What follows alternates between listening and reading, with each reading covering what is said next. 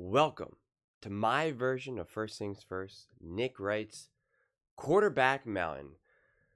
Now, my version is slightly different as it is not a rich tapestry. I do not care about what you did in the weeks prior. It is strictly this past week, nothing else. That's it. Nothing else. That's it. Just this past week. Don't care what you did last year. Don't care how many trophies you won. Don't care what you did in college. Don't care what you did in high school. I don't care. I don't care how many MVPs you have. I don't care how many Super Bowls you have. Doesn't matter. I don't care what you did in week 1 or week 7. I only care what you did this last week. It's really simple. It's really straightforward. That way, the quarterbacks actually can go up and down week to week. It's a lot more fun that way. And it was actually voted the most unbiased, the most accurate quarterback tiers in the NFL, in all of sports talk out there. Pretty amazing. I appreciate it. Everyone in the comment section always tells me how amazing this mountain is. And they're always just like, dude, you got to keep doing it. You got to keep doing it. You're the best. You're the greatest. You're the best. Keep doing it. Come on, keep doing it. And I'm like, all right. I don't want to disappoint you all. I don't want to disappoint you. People write me emails. They write me letters. It's crazy. They leave me comments. Thank you guys. Thank you. I do it all for you. But without further ado, let's jump into it. At the way tippy bottom, we got, as we're going, he didn't even, oh no, Sam Darnold. He tried his best. He fell into a hole. He was trying to climb the mountain, and he fell in a hole. So sorry, Sam, with those 4 interceptions. You put your team in a really bad situation. It's a bummer, but you're at the very, very bottom. You were so close, but you fell. But it's okay, because look, you're right next to that version of Patrick Mahomes. Remember of him cheering, him all fired up, back when he was the king? But it's okay. Now, at the true bottom, we got Lamar Jackson, J.J. McCarthy, Justin Herbert, Tua Tagovailoa, and Jared Goff. Now, as per usual, some of these quarterbacks, it's not like they did anything inherently wrong. It just is the way it goes. Lamar Jackson certainly didn't have his best game. 0 touchdowns, 2 interceptions. Not a lot there. Jared Goff, clearly not one of his better games. Again, he was dealing with pressure in his face all game. But it was a rough one for him for sure. 37.8% completion percentage, 255 yards, 1 touchdown, 1 interception. Not his day. Justin Herbert, that man also got rocked. It was also not his day by any stretch of the imagination. He did not have a good day either. He had 81 passing yards. That's not going to be good enough to win a football game. Although, to be fair, I do think Aiden O'Connell threw for like 61 yards and beat the Kansas City Chiefs that one time. So I guess maybe sometimes it could be enough. It just wasn't enough against the Jags. A rough go at it. Yeah. And then you had J.J. McCarthy, who up until that final drive also did not have a lot going on. Before his final drive that ended up taking the lead, so credit to him, he was 10 for 24 for 74 yards, 3.1 yards per attempt, 0 touchdowns and 2 interceptions. So, yeah. But, to be fair, his team, his receivers also had a ton of drops. But, he finished with 16 for 32, 50% completion percentage, 150 yards, 1 touchdown and 2 interceptions. So, to be honest, all these guys at the bottom, Tua, Lamar, Jared, etc., I wouldn't say that. I know Sam Darnold had 4 interceptions, so that makes it feel like extra bad. But the reality is that Sam did finish the game. Where is it at? Where did he finish up with? He did have a 65.9% completion percentage, 279 yards.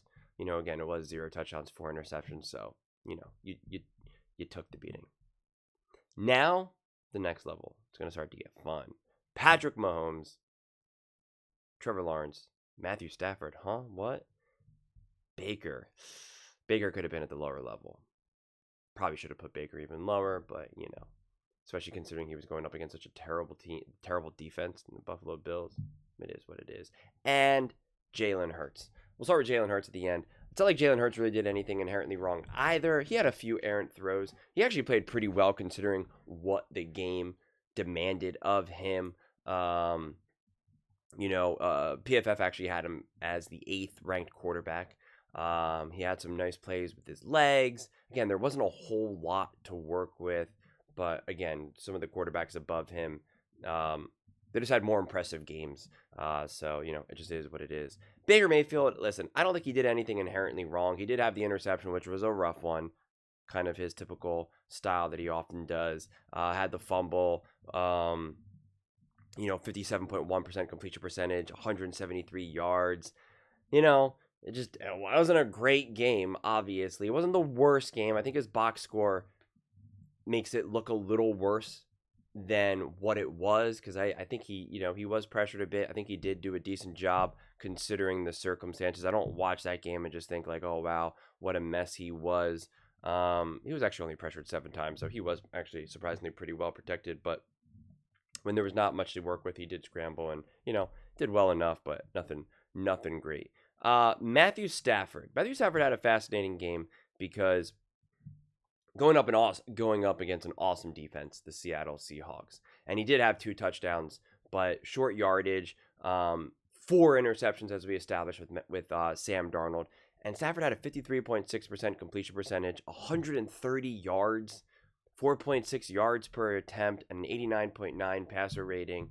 Again, it's a great defense, so why you're not gonna bury the guy, but just considering how many extra possessions the Rams really got, the score could have been like 35 to whatever, and it just wasn't. And he was technically part of that. And then Trevor Lawrence, it was 35 to whatever against the against the Chargers, and they scored all these points, they dominated, and Trevor Lawrence himself, 63.6% completion percentage, 153 yards, 1 touchdown, and 1 interception. Like, this Jags team is just so bonkers, and he had an 80.3 passer rating.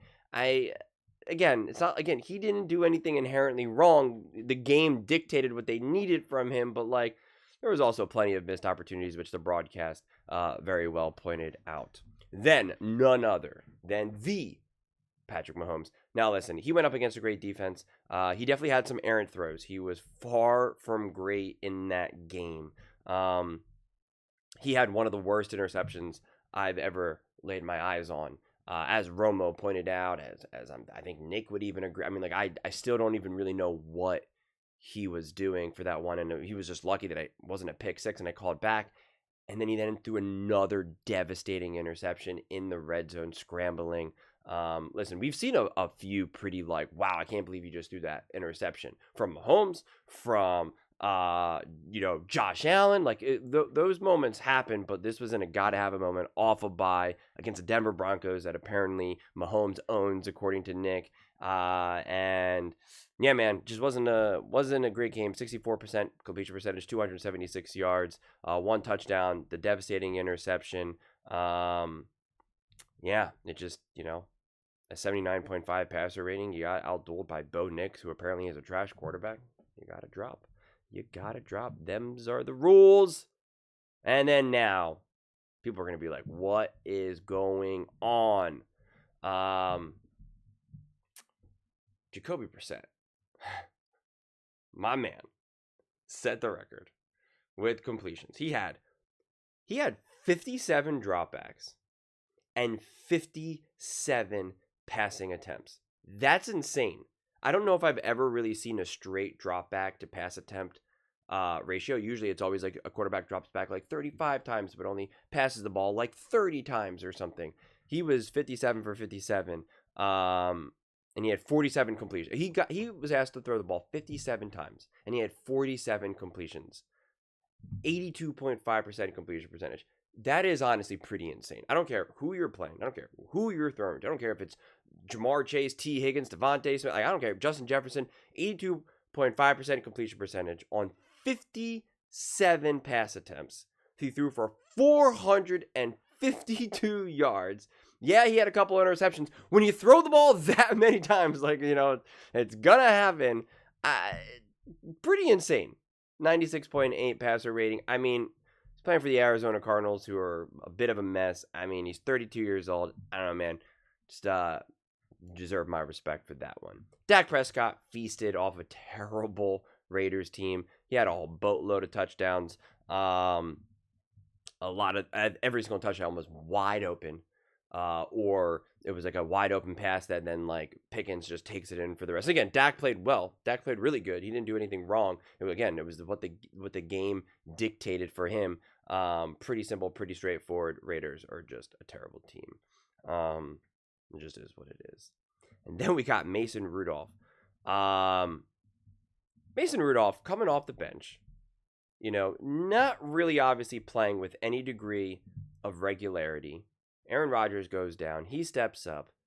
12 for 16, 75% completion percentage, 127 yards, 7.9 yards per attempt, and a touchdown.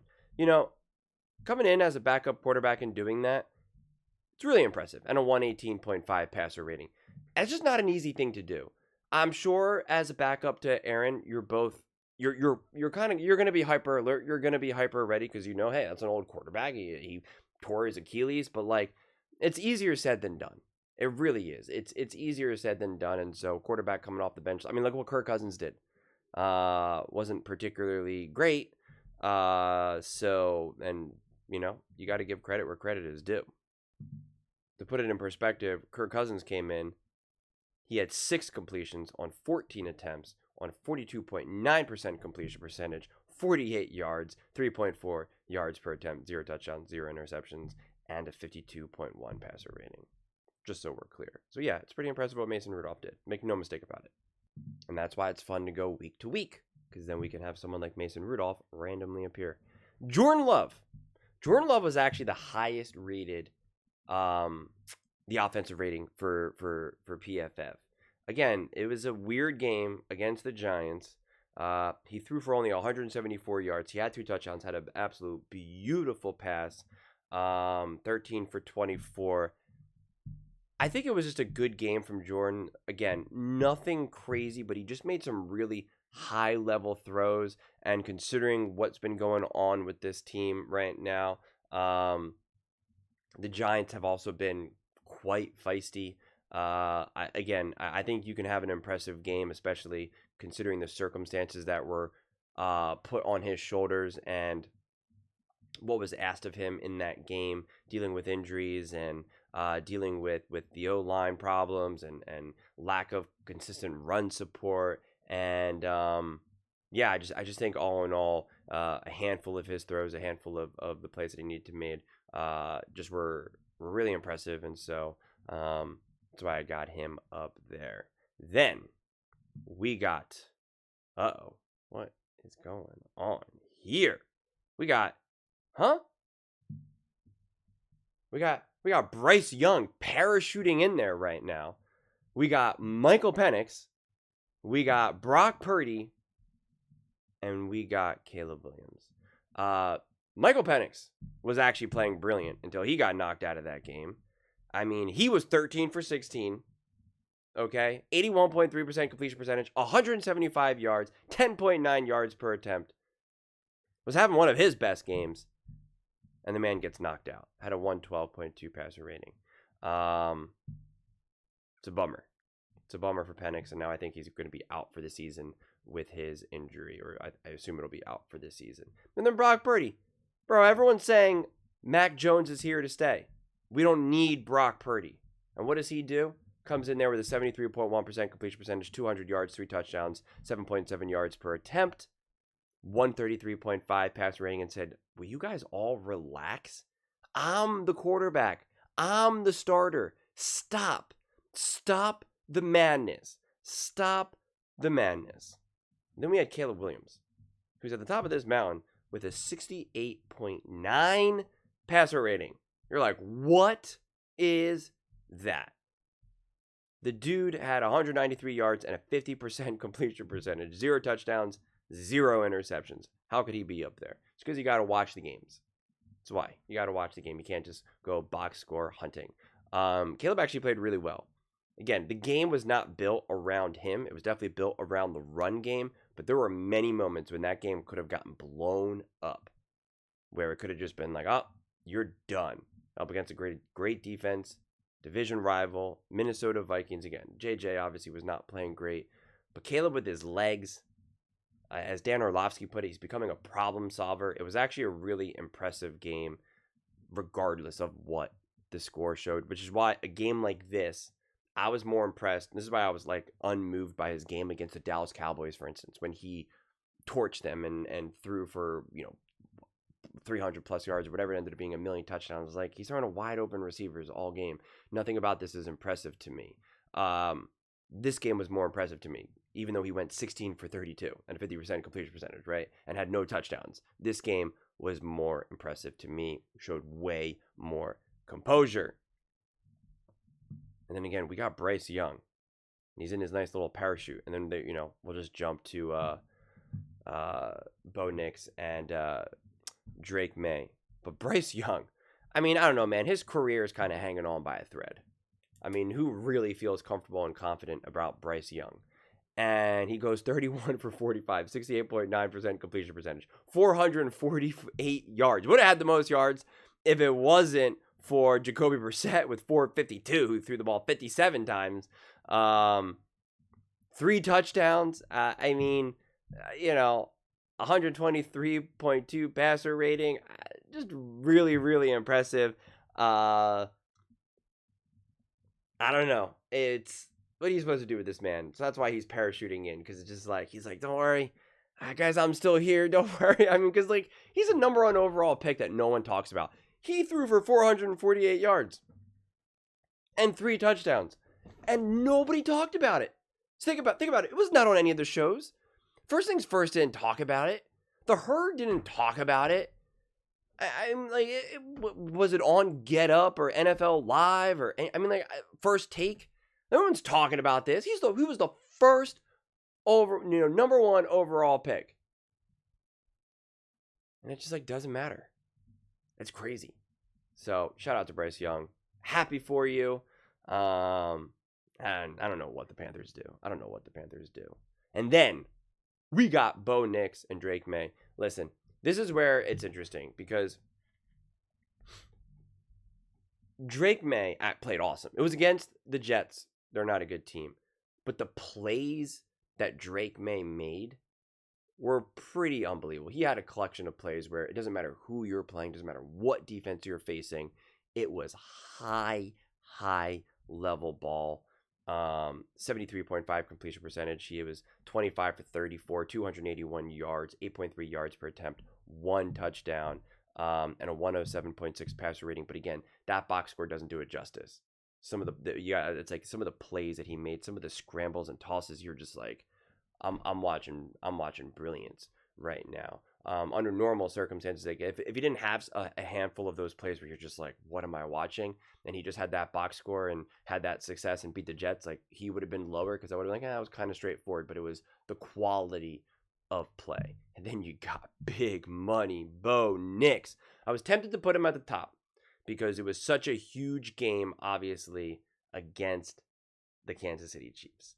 And this was and the game-winning drive with a massive 3rd down conversion, throwing on the run, then the throw to, I think it was Franklin, to then set them up for the game-winning field goal, again, against the Kansas City Chiefs, where everyone's chirping, saying that Bo Nix is a problem, that he's not good enough, and off Andy Reid and Spags, and the Chiefs off a bye. He outdueled Patrick Mahomes. Just an awesome game. 24 for 37, 64.9% completion percentage, 295 yards, 8 yards per attempt. Again, another really, really, really high-level game. And I was tempted to put Bo Nix to the top. And if it wasn't for literally the most insane monster in the entire NFL, the greatest quarterback in the NFL, the top dog, the best, the unstoppable, the beast, the monster, the alien, Josh Allen. It's so funny to me that people really have the audacity to try to pretend like what Josh Allen did in that game against the Bucs is nothing. That they want to point out some missed throws or the interceptions. When you realize what Josh Allen is asked to do, what his defense was giving up, and the fact that he is the only quarterback in the Super Bowl era to throw for 3 touchdowns and rush for 3 touchdowns, and he's done it twice. Okay? He's the only actual quarterback in the modern era to do it, and he's done it twice.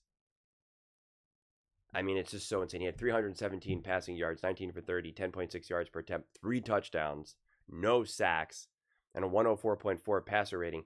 And he had 6 carries for 40 yards and 3 touchdowns. He had that scramble run for the touchdown pass to Shavers, a 43-yard long, to people that no one even knows.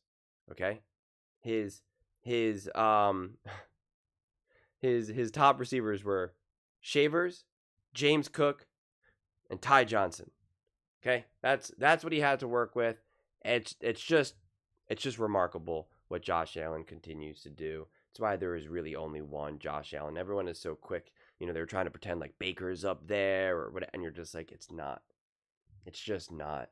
And people say like, oh, Caleb Williams reminds me of Josh Allen. It's like, no, he doesn't. No, he doesn't. Even Drake May. People are like, oh, Drake May's like Josh. And it's like, no, he's not. Josh Allen is one of one. It just is what it is. And he's a monster. So he is at the top. This is just my mountain right now. Yeah. It's I'm sure a lot of people are going to be upset with I'm sure lots of people are going to be upset with lots of things as per usual. But I mean, I feel maybe this is because I'm recording this right after the Cowboys-Raiders game. But people are going to be like, why is Dak not higher? Like, what did he end up finishing with? 268 yards, 4 touchdowns, and a 138.6 passer rating. And it was like, man, that was an easy game for them, no doubt. And, I mean, the Cowboys, in typical Cowboys fashion, are celebrating, hugging the goalpost. The Schottenheimer's like dancing on the sideline. Like, bro, you're beating the Raiders. Okay, the 2-8 Raiders. Like, what are we like? What do you celebrate? Why are you guys acting like you're winning the Super Bowl? I'll talk about that later. But it's just, God, come on, man. What are you doing here? What are we doing here? I'm sure people will also be upset about Stafford, but it's like he didn't have to do much. It just is what it is. Jalen Hurts is down there too. They both had didn't have to do much in their games necessarily, but for different reasons in a lot of ways. Sam Darnold was, I don't know if he was at the top or top 3 last where I had him last week, and he's in a literal hole right now, right? And that's how it works. The mountain is harsh, but it's honest. It's honest, and it can be forgiving, right? Putting Michael Penix up there, putting Purdy up there, Jacoby Brissett, Mason Rudolph. If you just want the same collection of top quarterbacks at the top of the mountain and the top of the ranking, I mean, go watch another video. That's not what it's going to be here. We're here to have some fun. We're here to have some conversations. We're here to get a little weird. To put Mason Rudolph above Matthew Stafford and Patrick Mahomes right now. Yeah, because he played better. He had to do more for his team. He did well. And that's the way it works. That's the way it works. He's above Super Bowl MVP Jalen Hurts. Just the way it is. Just the way it is. Justin Herbert's been carrying that team, carrying the Chargers. He had a game where he couldn't carry them. He's at the bottom. Josh Allen at the top. Bo Nix, number 2. I'm sure some people would want Bo Nix at number 3, but it's like, again, he played great and against Kansas City Chiefs. But, yeah, Josh Allen's got to be at the top for this one. You get 3 passing touchdowns and 3 rushing touchdowns. I don't know. And really the only other quarterback to kind of come close to that right now, especially this season, was Bo Nix, who I called Josh Allen light. And someone made fun of me for that. It hurt my feelings. Until you realize how in the fourth quarter Bo Nix had 2 passing touchdowns and 2 rushing touchdowns. And he became the first NFL player to achieve 2 or more passing touchdowns and 2 or more rushing touchdowns in a single quarter, which is almost like Josh Allen. So it's almost like he's maybe a Josh Allen light. It's almost like that take is slowly aging, not so badly. We'll see. We will see. But those are just my thoughts. I'd absolutely love to hear yours. What do you guys all think about my first things first, Nick Wright's Mountain, my Allen's Alpine? It is Allen's Alpine this week. Let me know your thoughts in the comments below. I read every single comment, so whether you agree with me or disagree with me. Either way, let's get in some discussions. Let's get in some fights. But ultimately, let's just have some fun. Please do consider subscribing. We're building an amazing community here, and I absolutely love to see you part of it. I want to build something that we all generally feel connected to.